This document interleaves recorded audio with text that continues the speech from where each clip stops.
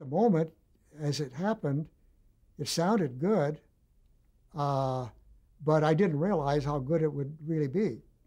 Um, Gene had a lot of money to spend, and he liked good things, and he loved. He had a huge fleet. He had our fleet with many units, and the picture that you have can prove that. And but I knew, even though I had been thinking about it, improving the copter and going to color, and doing some very nice things, more stable picture, and things of that nature. I knew that it wasn't time to go to Gene with any ideas at this particular time. It just was too soon. So I went ahead and I started continuing research.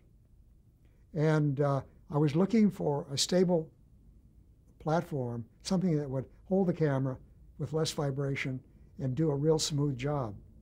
And in researching, I came across a 35 millimeter film clip of Barbra Streisand doing Funny Girl in a part of the movie where she was going to Europe, and this helicopter shots were showing her on board the ship, and she was out on the bow and so forth, and it was just exciting, the shots. And I looked at that, I said, I've got to have that type of device in the copter.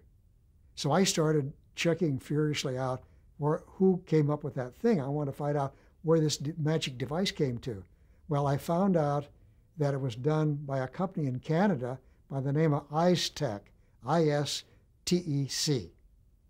And the person who ran that company, was actually the owner of that company, was a fellow by the name of Knox, N-O-X, Leavitt, that's Leavitt. And I also found out that this this stable platform was a film unit. So I made an appointment with him. I called him, and I went up to Canada, Ontario, and met with him. And when I got there and I explained what I wanted to do, he said to me, John, he said, we're film. He said, I don't understand television. And then jokingly he said, I can't even spell television. And I said, well, I can. And I think let's take this device and make it work for television as well as film. Well, we did. And I guess the rest is history as far as that's concerned. So anyway, we worked on that. And even though this was before I even had approval to move on to the next level. And but I knew that the expense, and they weren't charging much at this point because they looked like the opportunity too. And they felt that we could probably, develop it to the point where it would go forward. And so they went on faith, and we went on faith. And so finally, when it arrived to that point, and I knew that we'd do it. It took 40 slip ring contacts to go through, and I had selected a Philips PCP-90 camera that I knew could be remote controlled ultimately through the studio, if I wanted to. It would allow the camera itself to be placed out in this ball, which is a 44-inch ball that was stable platformed. And then the cable came in through these 40 slip ring contact into the control equipment, and then onto the transmitter and onto Mount Wilson. And so that was the way that was going. And so I didn't place the order for the camera, but I knew that we needed to be able to accommodate that. So he worked on that, and we worked, and I made a couple trips, and they came down, and so on. And yet, basically, this was the crew didn't know about this, Harold Morby nor Larry Shearer at this point. But the general manager at that time, I thought it was time to go see him. And he was a gentleman by the name of John Reynolds. He was vice president and general manager at KTLA. He was the second general manager under Gene Autry. And so I went in with him like I'd done prior to it, and I explained what I wanted to do with a new copter. I needed the copter that would have the stable platform, and I already had done the basic homework on it.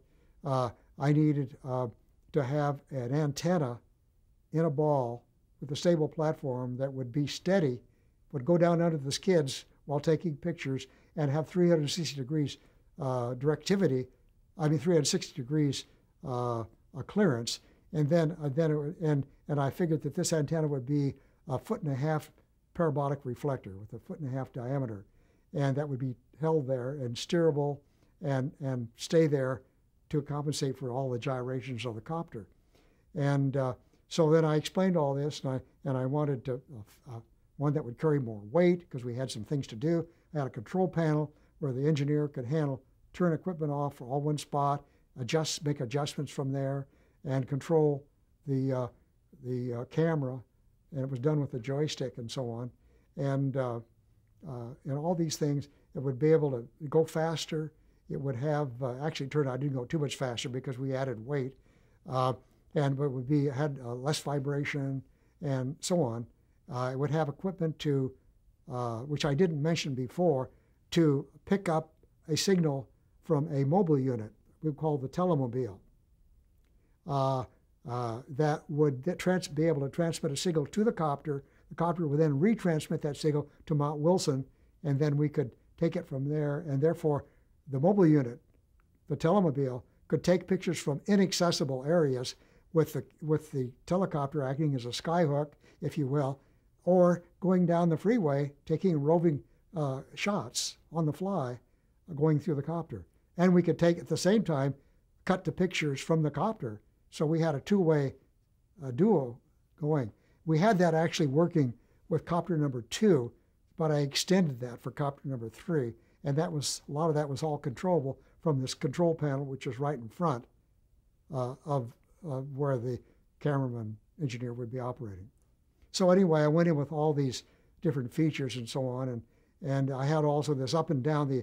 The antenna was on a ball that was, again, it was up above when we were landing and would go down below the skids, but it had a special thing on it, which is a spring-loaded device on a cylinder and with a trigger. So if someone accidentally forgot to bring the antenna up, see, I never forgot that episode on Copter 1, that if they accidentally came down on the antenna, it would spring, the trigger would spring, and the spring load would bring it up above the skids.